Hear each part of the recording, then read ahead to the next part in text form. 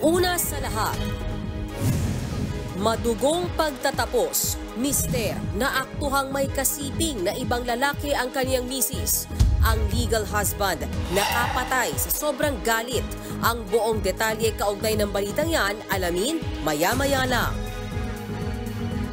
Magandang gabi Pilipinas, sa Frontline tonight. Mga ahensya ng gobyerno na tinatarget ng mga hackers sa China, paiimbestigahan ng Senado. Parehong dating presidential spokesperson Harry Roque at Salvador Panelo nagkokontrahan kaugnay ng arrest warrant daw ni dating Pangulong Rodrigo Duterte. Babaeng magtatrabaho na sana sa Saudi Arabia hinarang dahil may kapareho raw siya ng passport. Paano yan nangyari? Kalansay ng isang lalaki at dalawa niyang anak natagpuan sa bundok ng Libon, Albay. May indikasyong pinugutan sila. Sa Frontline News Abroad, 12 turista sa Thailand nahulog mula sa balkonahe. At trending, ang hiwalayang Bea Alonzo at Dominic Roque na ikakasal na sana.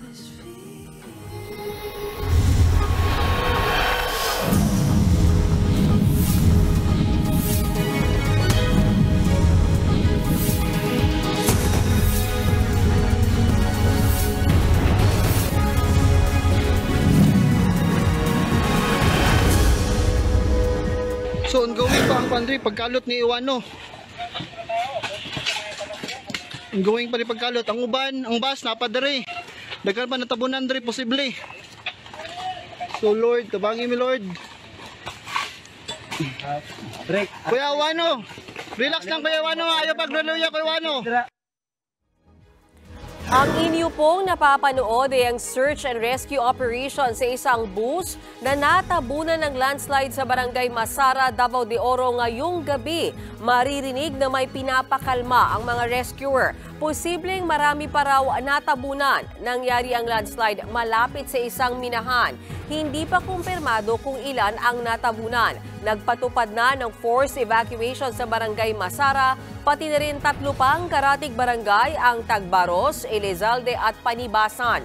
Noong isang linggo pa nagkaka-landslide sa Davao Region dahil sa sama ng panahon. Pananaksak ang iginanti ng isang lalaking pinagtaksila ng misis. Napatay niya ang kabit ng maaktuhang nakikipagtalik sa kanyang asawa sa loob mismo ng kanilang pamahay. Nasa frontline ng balitang yan si John Aroa. Sa kwartong ito, napatay ang 30 taong gulang na lalaki matapos pagsasaksakin sa San Miguel, Cebu City nitong linggo. Nahuli raw na nakikipagtalik ang biktima sa babaeng may asawa. Ang nanaksak, ang legal husband. Ayon sa suspect, naaktuhan niyang nagtatalik sa loob mismo ng kanilang bahay ang kanyang misis at ang kabit. Nagdilim daw ang paningin niya, kaya pinagsasaksak ang kabit. Agad namang sumoko ang suspect sa mga pulis at na-recover sa kanya ang kutsilyong ginamit. Hindi na siya nagbigay ng pahayag. 2 taon na raw mag-asawa ang suspect at ang babae, pero ayon sa kanilang kaanak, walang forever ang pagmamahalan ng mag-asawa. Sinira raw ito ng bisyo ng suspect. Ang tagal ng pagtitiis ng ate ko sa kanya. Pinapatawad lang niya laging mister niya, pero hindi nagbabago. Sabi niya, oo, magbabago na raw, pero ganun pa rin. Ninanakawan niya pa rin ang ate ko. Sa kabila ng krimen, posible rang maabsuelto ang suspect sa ilalim ng Revised Penal Code kapag ang isang kasal na babae o lalaki ay nakapatay nang mahuli sa akto ang asawa na nakikipagtalik sa iba. Pwede lang itong patawa ng parusang destiyero. Wala itong katumbas na pagkakakulong. Pero nagdesisyon ang Cebu City Police na ituloy ang kasong murder laban sa suspect. Posible namang sampahan ng kasong adultery o pakikiapid ang babae. Nagbabalita mula sa Frontline, John Aroa, News 5. Pinagbabaril hanggang mapatay ang 2 lalaking galing inuman sa San Mateo, Rizal. Ang mga suspect nagalit daw dahil sa tambak ng mga construction materials. Pero ang mga biktima wala naman palang kaalam-alam sa mga tambak. Nasa frontline ng balitang yan si Gary De Leon. Nakabulagta at wala ng buhay ang 2 lalaking ito nang datnan ng mga pulis sa barangay Gitnang Bayan 1 sa San Mateo, Rizal noong Sabado. Kinilala ang mga biktima magkamag-anak na sina Romeo Presentacion at Roel Roas. nasawi sila matapos pagbabarilin ng 4 na lalaki. Sa inisyal na investigasyon, dumayo lang sa lugar ang 2 biktima para sa isang okasyon sa kanilang pamilya. Uuwi na raw sana sila nang harangin ng 4 na lalaking kapitbahay nang binisita nilang kamag-anak. Kabilang sa mga humarang ang magkapatid na sina Arthur at Amante Andrada. Kinompronta raw ni Andrada ang 2 biktima kaugnay sa nakatambak na construction materials na pag-aari ng binisita nilang kaanak. Hindi naman talaga itong 2 biktima ang talagang target ng ating suspect. So, nagkataon lang po na itong 2 biktima ay kasama doon sa grupo ng mga kalalakihang nagkaroon ng kasiyahan. Na after ng inuman, uuwi na, sila po yung naharang. Sa gitna ng pagtatalo, pinagbabaril na ng mga sospek sina Presentasyon at Rojas. Yung itinutulak, nung nakita na nung kapatid ng ating suspect na itinutulak yung kanyang kapatid, ay doon na siya bumunot ng barel at pinagbabaril itong mga biktima. Nagawa pa tumakbo ng 2 biktima pero tuluyan din bumagsak dahil sa mga tama ng bala. Tumakas naman ang mga sospek. Pero kalaunan ay nahuli rin si Arthur Andrada. Patuloy namang pinaghahanap ang kanyang kapatid at 2 pa nilang kasama na hindi patukoy ang pagkakakinanlan. Nagsampa na ng reklamong murder ang San Mateo Police laban sa 4 na sospek. Nagbabalita mula sa frontline, Gary De Leon, News 5.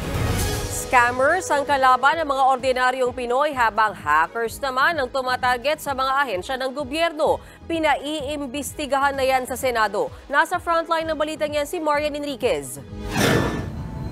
Walang kawala ang lalaking yan nang arestuhin ng mga pulis sa Valenzuela. Huli siya dahil sa pagbebenta ng rehistradong SIM cards.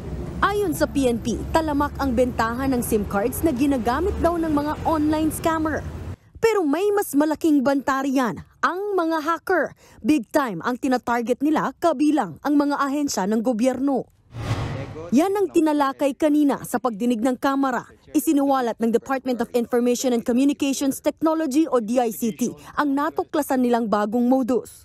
Ito ang robocalls. Gumagamit daw ito ng artificial intelligence na kayang manggaya ng boses ng isang tao at makapanloko. Laganap na raw ito sa Amerika at Europa. If you remember po the budol-budol type of thing in the past na tatawag sa landline, it is similar to that. But this time, it will mimic the voice of pwedeng kamag-anak mo or somebody na kakilala mo. Wala pa namang kaso ng robocalls dito sa Pilipinas. Bukod dyan, naungkat din sa Kamara ang tangkang pagpasok ng hackers sa website ng Overseas Workers Welfare Administration o OWA, maging ang Google Workspace ng pamahalaan. Ginagamit ito sa mga email, data storage at iba pang productivity tools. Nitong January lang, na-detect ng OWA ang higit 17,000 cyber attack attempts. Naharang naman ang mga yan, pero nang i-trace ito, lahat galing sa magkakaibang Chinese IP address. Nauna nang sinabi ng Chinese Embassy sa Pilipinas na irresponsable raw ang malisyosong akusasyong sa China ang may pakana ng cyber attacks. Pagdiin pa nila, global challenge talaga ang cybersecurity. Bungsod ng umunoy cyber attack attempts, naghain na ng resolusyon si Senadora Risa Hontiveros para imbestigahan ito sa Senado. Giit niya, major cyber attack ang nangyari. Sinasamantala raw ng China ang gulo sa People's Initiative para umatake. Ipinag-utos naman ni Pangulong Bongbong Marcos ang pagpapalakas ng cybersecurity at training nito sa Pilipinas. Nakabantay na raw ang PNP sa problemang ito. Bumaba raw kasi ang krimen sa Pilipinas pero dumami naman ang mga cybercrime. Yun ang nakita natin na medyo tumaas as reported during the last quarter. And in line with that, as instructed by our President, we are intensifying, we are capacitating our police officers. Katunayan sa kanilang datos, halos 16,000 ang naitalang kaso ng swindling at estafa mula noong July 2022. Libo-libo rin ang naiulat na nabiktima ng illegal access, identity theft, online libel at ATM o credit card fraud. Sinabi naman nitong Lunes ng DICT na may plano na sila para mapalakas ang ating cyber security. Nagbabalita mula sa Frontline, Marian Enriquez, News 5. Umalma ang mga senador dahil tila inuutusan daw sila ng Kamara na madaliin ang economic charter change. Sagot ng Kamara, nagpa-follow up lang sila sa deadline na mismong si Senate President daw ang nagtakda. Nagbabalik si Marian Enriquez. Nagpantig ang tenga ng mga senador kahapon dahil tila inaapura raw sila ng Kamara para maipasa na sa Marso ang pag-amyenda sa economic provisions ng konstitusyon. Hindi po natin gawaan dito sa Senado na kung ako, utusan ko kayo na ipasa ang RBH 6 in 2 weeks, baka akong tatanggalin ninyo. Tayo ba'y utusan dito, Mr. President? Tayo ba ay basta susunod na lamang kahit kanino? Ikinagulat naman ng liderato ng Kamara ang reaksyon ng mga senador. Hindi po namin sila inutusan. Nagbabase lang po kami dun sa mga sinasabi ng kanilang leader. Giit ni House Senior Deputy Speaker Dong Gonzales, hindi ang Kamara ang nagbigay ng deadline, kundi si Zubiri mismo. Totoo naman ngang may ganyang sinabi ang Senate President noong January 15. I don't see any problem finishing it this quarter. Before the Holy Week break. I don't see any problem. Pero sa parehong pahayag, may kambyo rin naman si Zubiri. I'm saying that maybe we can finish all the debates or all the committee hearings in the next 2 months. But I don't want to preempt what the chairman, Senator Angara, would want to give us a target date. Ganyan din ang tono ngayon ng Senate President. Hahayaan na raw niya kay Senator Sonny Angara na siyang subcommittee chairman ang deadline sa pagtalakay sa economic chacha. Wala pa namang pahayag si Angara tungkol dito. Nagbabalita mula sa Frontline, Marian Enriquez, News 5. Ipinaaresto na raw si dating Pangulong Rodrigo Duterte ayon sa kanyang dating tagapagsalita na si Harry Roque. Pero fake news daw yan, sabi naman ng isa pang dating spokesperson na si Salvador Panelo. Ano ba talaga? Alamin sa report ni Maricel Halili. Nagkokontrahan ngayon ang dalawang dating presidential spokesperson, dating Pangulong Rodrigo Duterte.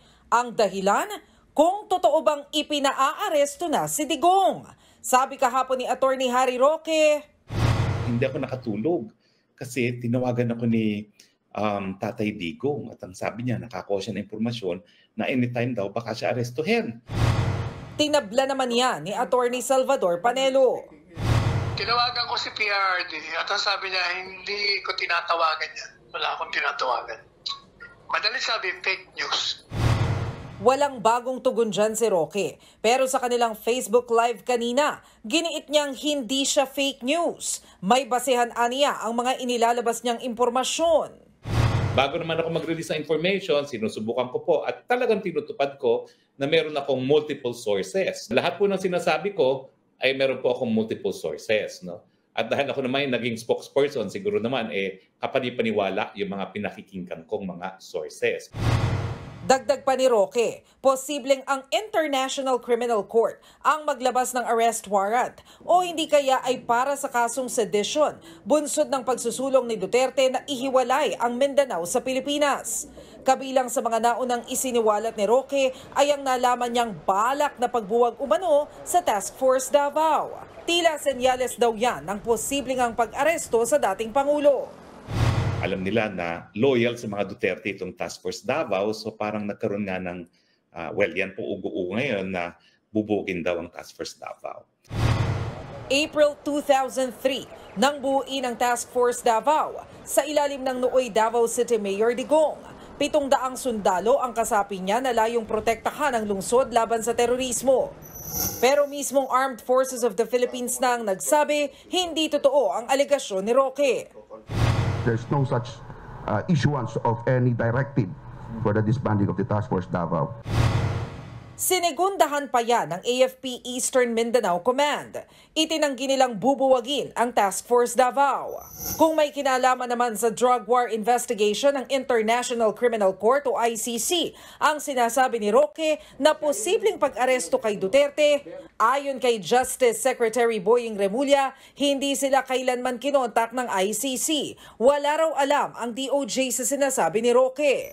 Kung ang pag-uusapan naman ay ang pagsusulong ni Duterte na humiwalay ang Mindanao, hindi na raw ito papatulan pa ni Pangulong Bongbong Marcos. Nagbabalita mula sa Frontline, Maricel Halili, News 5. Nagtapatan naman sa Senado sina Senator Raffy Tulfo at Secretary Carlito Galvez. Si Tulfo giniit na may korupsyon sa amnesty program na pinalaga naman ni Galvez. Nasa frontline ng balitang yan si Camille Samonte. I will show proof that we are not corrupt. Okay. Then show me proof that you're not corrupt. Again, I'm not saying you are corrupt. I'm saying merong korupsyon. Kung sino yan, that's your job to find out. Ba't ka nagagalit, Secretary?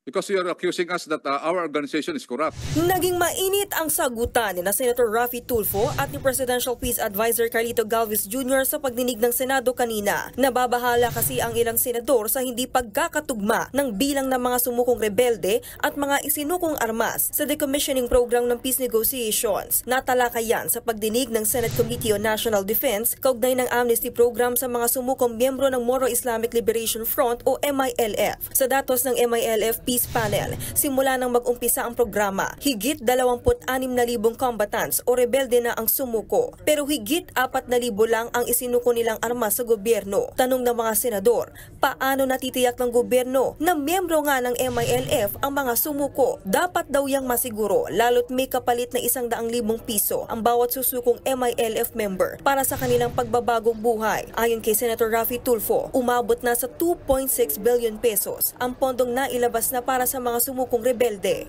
Paliwanag ng Office of the Presidential Advisor on the Peace, Reconciliation and Unity, hindi lahat ng sumusukong rebelde ay may armas. Normally, kami mga military, pagka nagkakaroon po ng enkwentro, matagal po ang enkwentro. Pero yung isang baril, kunyari, mayroong tumumba, mayroong pumupulot na unarmed. So yung combatant doesn't mean na mayroon siyang baril. Pero hindi kumbinsido rito si Tulfo. I'll stand by what I said. Meron pong korupsyon dito. Masaktan ka, I don't care. I'm talking on behalf of the taong bayan. Kasi nga, very clear ng discrepancy dahil kung wala po talagang korupsyon dito, sana nagmamatch tong numbers. Agad yang itinanggi ni Galvez. Take offense, Senator, that you are already telling us that there is a corruption. I believe that is not a correct accusation to us. There is no corruption in this decommissioning. We are just following the agreement. Sir, do not tell us that we are corrupt. then show me proof. Kasi pag nakita ka sa akin ng proof, then babawiin ko. I will show proof, sir. Sa susunod na hearing. Magkakaroon pa ng susunod na pagdinig sa isyu ang Senado. Nagbabalita mula sa Frontline, Camille Samonte, News 5. Numero 1 ang Pilipinas sa buong mundo pagdating sa panonood ng online videos. Kung bakit, alamin sa Frontline report ni Elaine Fulgencio. Isang episode na lang, tapos matutulog na talaga. Minsan mo na ba yan nasabi sa iyong sarili kapapanood ng K-drama sa cellphone? Pero magugulat ka na lang 4 AM na pala. Nabungangaan ka na rin ba ng iyong nanay at sa kada maling kibot mo, ang linyahan ay, ayan, kaka-cellphone mo yan. Kung nakakapagsalita lang ang cellphone, malamang pagod na siyang masisi. Kabilang si RV Lantaka sa mga mahilig manood ng mga video sa internet lalo na nitong pandemic. Wala ka pong magawa sa bahay nyo, yung puro alam po ito nga. Uso na po nun yung cellphone tapos yun po yung internet, malakas po. Kaya pag boring ka na po mag-aral. Ganyan din ang pinagkakaabalahan ni Lola Marina. Nakakaaliw para sa akin dahil kahit wala kasi kaming TV sira, kaya doon ako naaaliw.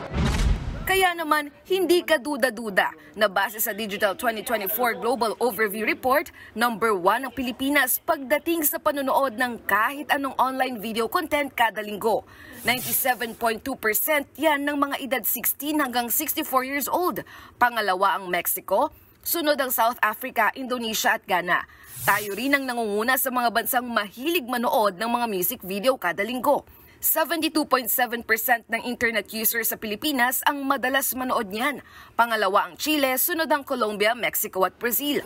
Paliwanag ng isang sociologist, mas mabilis matuto ang isang tao sa panunood ng video. Marami ang na-attract kasi nga una, mas madaling makakuha ng impormasyon, mas engaging pag may visuals o may video. Para rin itong libro na nagtuturo sa atin kung anong tama at kung anong mali. Kaya dapat maging maingat dahil minsan matalim din ang mga salita sa online, lalo na kapag nabash ka. Gaya ng Korean vlogger na si Chuyang at ang komedyanteng si Kim Ji-young. Sa kanilang vlog, umarteng parang Pinay si Ji-young at nagpanggap na anak siya ng magsasaka. Ginawa niyang katatawanan ng Filipino accent. Sa isa namang pahayag, nagsorry si Chuyang at nag-effort pa sa salitang Filipino. Deleted na ngayon ang video. Nagpasalamat din siya sa mga feedback at nangakong magiging maingat sa kanyang mga susunod na content. Hindi naman daw masama ang panonood ng online video contents. Pero dapat, bukod sa sayang na idudulot ito, mahalaga rin na may mga aral na mapupulot sa mga pinapanood na online video contents. Nagbabalita mula sa Frontline, Elaine Fulgencio, News 5. Susunod, 3 lalaking dinukot, pinatay at pinugutan. Kalansay na natagpuan sa Albay. 2 sa kanila, mga minor de edad. Babaeng paalis na sana para magtrabaho abroad, naunsyami pa dahil may ibang tao raw na may kapareho niya ng passport. At mga mananapit kina Bea Alonzo at Dominic Roque, may mga makahulugang post sa posibleng dahilan ng hiwalayan. Magbabalik pa ang Frontline tonight.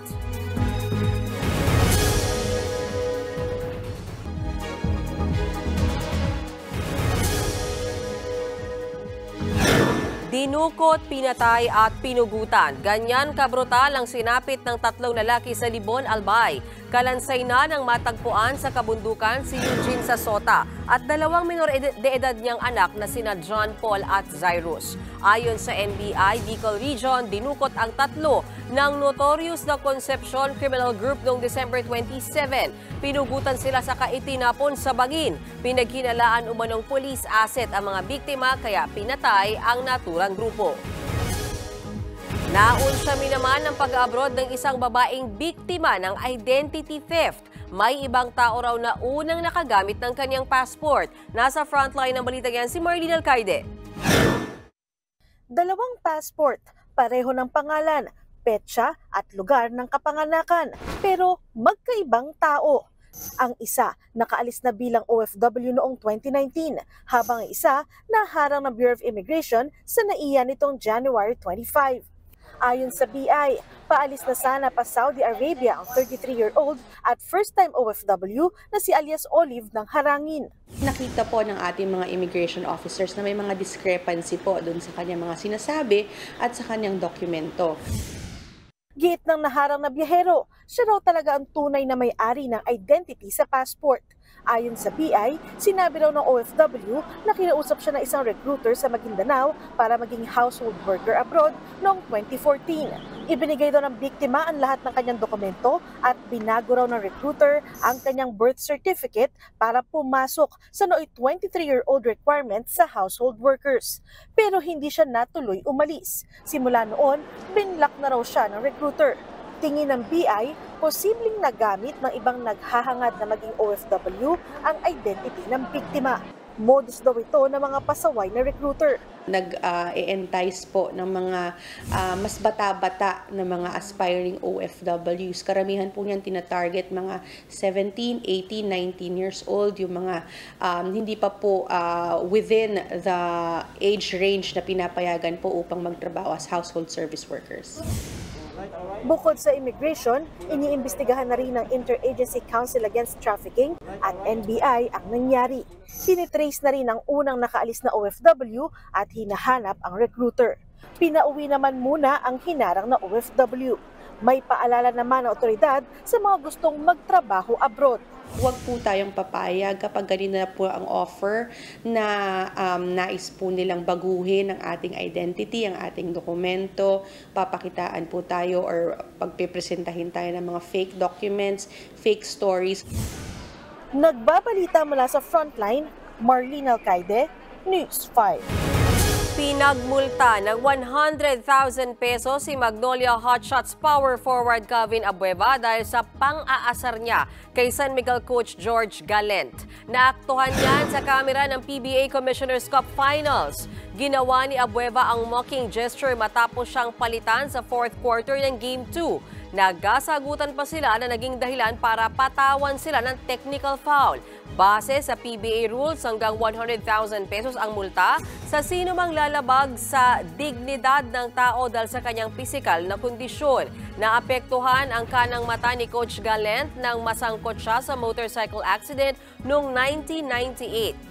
Trending naman ang Instagram story na to ng Magnolia player na 100K. Pero sabi ni Abueva, nagsorry na siya at nagkaayos na sila ni Gallant.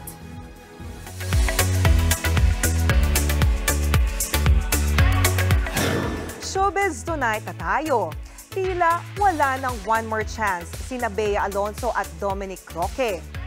Mas uminit pa kasi ang chikang hiwalay na nga sila nang kumpirmahin nito ng batikang talk show host na si Boy Abunda. Ganyan din ang unang sinabi ni OG Diaz kung saan sinusubukan daw suyuin ni Dominic si Bea. July last year lang nang ma-engage ang dalawa. Pero sa isang panayam sa aktres, wala pa raw silang wedding plan. Taliwas yan sa unang sinabi ni Dominic na ikakasal sila sa second quarter ngayong taon. Trending naman ang cryptic post na ito ng manager at makeup artist ni Bea na patama sa isang manipulative sad boy. Pati ang kapatid ni Dominic na si Lian, may IG story rin ng isang lobo na nakabihis tupa. Shinare nila yan sa gitna ng breakup issue. Wala pa namang direktang komento dito sina Bea at Dominic. Living in her Hollywood era ang Pinay actress na si Liza Soberano sa premiere night ng Lisa Frankenstein. Nakatsikahan din natin ang isa pang Pinay na si Abigail Adriano sa pagganap niya sa Miss Saigon and Manila. Nasa frontline ng balitang yan si News 5 digital producer Von Belinario. Matapos ang mahigit 2 dekada, muling itatanghal dito sa Pilipinas ang award-winning musical na Miss Saigon. Kaya naman all set ng Filipino-Australian si Abigail Adriano sa pagganap niya bilang Kim. Ibinahagi niya sa News 5 na super excited na siyang mag-perform sa harap ng mga Filipino audience. The first thing that I did when I found out that I was going to be going to my hometown, Manila, I just ran to my family. I told them the news because my family are Filipino and, you know, I wouldn't be here today if it wasn't for the incredible alumni of Miss Saigon artists who have come from Manila. Unang ginampanan ni Broadway diva Lea Salonga ang role ni Kim noong 1989. Kaya para kay Abigail, malaking challenge ngayon ang pagganap kay Kim. There is always a sense of pressure and a sort of worry about, oh, how am I going to portray this? But the moment that I stepped in that rehearsal room and I was able to look at the text and look at the music, I found such a personal connection, my own personal connection with Kim. Bukod kay Abigail, kasama rin sa cast ang ilang Filipino artists gaya nila Sean Miley Moore, Kiara Dario at ilang Filipino kids. Mapapanood na ang Miss Saigon in Manila simulang March 23 hanggang May 12 sa The Theater sa Soler. Gorgeous and stunning, laban na laban ang isa pang Pinay pride na si Liza Soberano in her Hollywood era. Nag-premiere na sa Los Angeles ang bago niyang American film na Lisa Frankenstein. At syempre, nag-stand out dyan ang Filipina actress. Kasama rin ni Liza ang iba pang cast na sina Cole Sprouse at Catherine Newton. Bukas na mapapanood sa ating mga sinihan ang Lisa Frankenstein. Nagbabalita mula sa Frontline, Von Belinario, News 5. Patikim pa lang yan sa ating Showbiz Tonight at dyan lang kayo. Susunod, mga turistang nagpipicture sa Thailand, nahulog nang biglang gumuho ang balkonahe. King Charles III ng United Kingdom may cancer. Prince Harry pauwi na para bisitahin ang ama. At tracklist ng bagong album ni Taylor Swift, ni-reveal na. Tutok lang mga kapatid dito sa Frontline Tonight.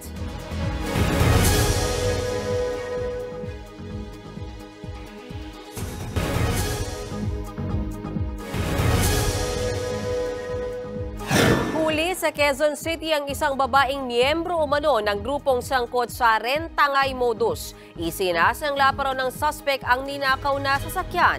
Nasa frontline ng balitang yan si Hannibal Talete. Walang kawalang babaeng ito nang hulihin ng mga pulis sa entrapment operation sa Barangay UP Campus sa Quezon City. Kasama umano ang babae sa grupong sangkot sa rentangay modus. Kwento ng isa sa mga biktimang si Beng, 2 araw lang daw ang usapan nila ng suspect na rumenta sa kanyang AUV. Pero umabot na ng 1 buwan ay hindi pa rin naibabalik ang sasakyan. Binayaran naman po niya ng advance, tapos nung hinihintay na namin na maisoli dapat January 12, mag-e-extend daw po. Naghihintay kami sa panibagong kontrata para makipagkita, hindi na po nakikipagkita. Nagsimula raw kutuban si Beng nang patayin ng GPS ng kanyang sasakyan. Kaya agad siya nagsumbong sa mga pulis para mabawi ang kanyang sasakyan. Dito na napag-alamang marami nang nabiktima ang suspect. Gaya ni Maya, nangatangayan, di lang ng isa, kundi 2 sasakyan ang masaklap. Yung isa na isanla sa ibang tao, yung isa naman na isanla din po. Nagawa pa namang mabawi ang mga sasakyan ni Maya matapos ituro ng suspect ang pinagsanlaan nito, habang hindi na nabawi ang sasakyan ni Beng. Base sa investigasyon, may 4 pang kasabwat ang naarestong suspect. At bukod sa Quezon City, nambibiktima rin ang grupo sa Laguna, Cavite at Pasay. Actually, na-identify natin itong grupo, mga 5 sila. 5 sila, isa lang ang ang mangyayari niyan is yung isa ang magka-transact, tapos yung isa ang magbabayad, tapos yung 3, yun ang magiging ahente. At meron ding financer. Itinanggi naman ng suspect na siya ang nakipagtransaksyon sa mga biktima. Yung tungkol ho sa Montero ho, na ibalik na ho namin ng maayos. Yung nawawala pong isang unit na expander, hindi po ako yung nagtransaksyon nun. Ngayon po is ako po yung dinidiin nila. Sa ngayon, nakatimbre na ang plaka ng nawawalang sasakyan sa PNP Highway Patrol Group. Maharap ang suspect sa reklamong robbery, extortion at swindling, habang tuloy ang pagtugis sa kanyang mga kasabwat. Nagbabalita mula sa frontline, Hannibal Talete, News 5. Sa ibang balita, pinasinayaan na ang Clean Energy Project sa isang komunidad sa Cavite. Layon daw niya natugunan ang mga problema sa kuryente. Nasa frontline ng balitang yan si Gio Robles.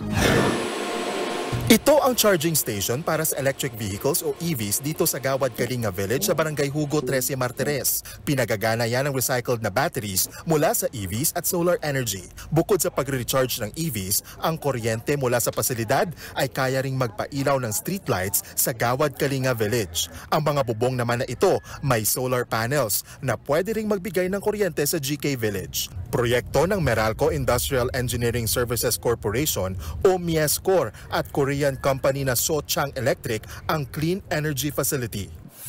Miescor, we take pride in completing this 50 kilowatt PV plant using the recycled batteries. $3 million o halos 170 million pesos ang halaga ng proyekto. Sana po makatulong itong solar facility na ito sa pagpapailaw ng mga street lights at mga pasilidad sa inyong Gawad Kalinga. Nagpasalamat naman ang mga kinatawan ng Gawad Kalinga sa proyekto. Bukod sa libreng kuryente, malaki rin daw ang tulong nito sa paghubog sa kaisipan ng mga kabataan sa komunidad. We also have to capacitate the young poor. Having projects like this unlocks possibilities in their minds. Umaasa naman ang Korean partners ng Meralco at Miescor na mapalawak pa sa iba't ibang lugar sa bansa ang proyekto. Malaki raw ang potensyal ng teknolohiyang ito sa pagbibigay ng enerhiya sa sektor ng agrikultura at sa malalayong lugar. During the daytime, we are generating and then storage it in the batteries. And then whenever they are charging the cars or big jeepneys or the e-bike, they can use the power from the batteries. And also, since the capacity is enough, so we are also delivering the extra powers to the village here in Gawad Kalinga. Nagbabalita mula sa frontline, Gio Robles, News 5.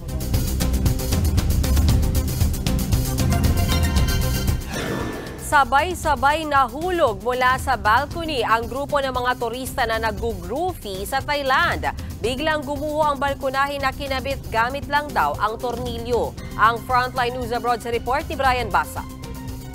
Nagse-selfie ang mga turistang ito sa balkonahe ng ikalawang palapag ng isang resort sa Chiang Mai, Thailand. dumating ang isa nilang kasamahan para makijoin. Isa pang babae ang umakyat para sumama sa group picture na kumpleto na. Posing dito, posing doon. May taga-picture pa sila sa baba nang biglang hala nahulog. Sabay-sabay na laglag ang 12 turista. Nabalian ng buto ang 2 sa kanila. 2 iba pa ang nagka-head injury habang ang iba may mga pasa at sugat. Agad namang dumating ang mga medic para lapatan ng first aid ang mga biktima bago dalhin sa ospital.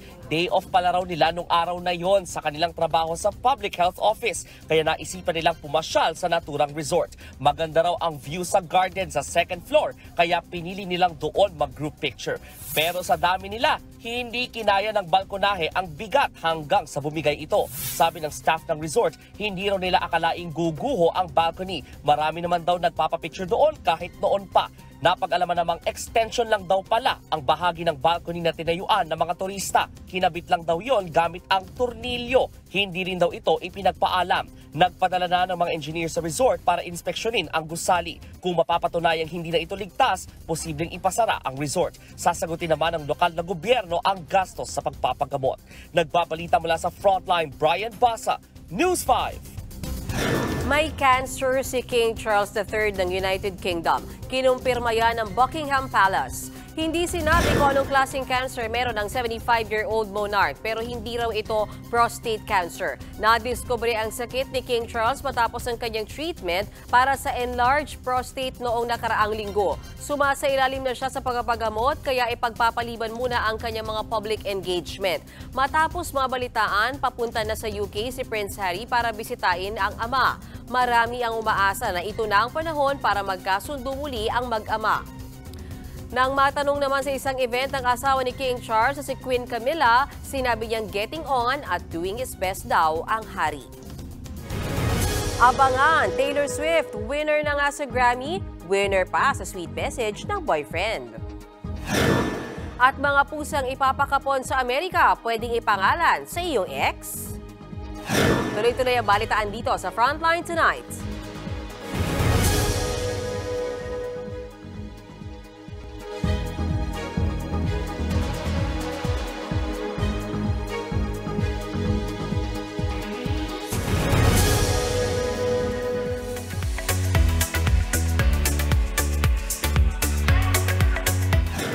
Heto naman para sa mga Swifties. Narito na ang buong tracklist ng kanyang upcoming album.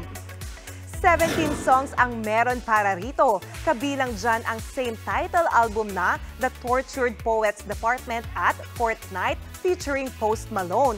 Nariyan din ang kantang So Long London, Guilty as a Sin, I Can Fix Him at ang bonus track na The Manuscript. Sa April 19 ilalabas ang album. At speaking of Taylor, itinanggi ng National Football League ang rumor na ginagamit nila ang singer para suportahan si US President Joe Biden sa kanyang re-election candidacy. Hindi rin daw totoo na gawa-gawa lang nila ang relasyon ng singer kay Travis Kelce na kinongratulate pa si Taylor sa Grammys. She's unbelievable. She's rewriting the history books herself. I told her I'll have to hold up my end of the bargain and come home some hardware too.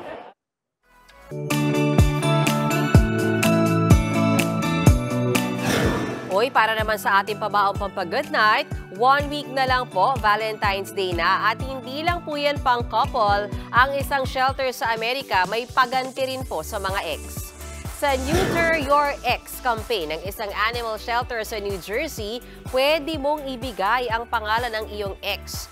Yan ang ipapangalan nila sa mahanap nilang community cat. Ikakapon ang pusa sa kaibabalik sa komunidad. Solusyon yan sa overpopulation nila.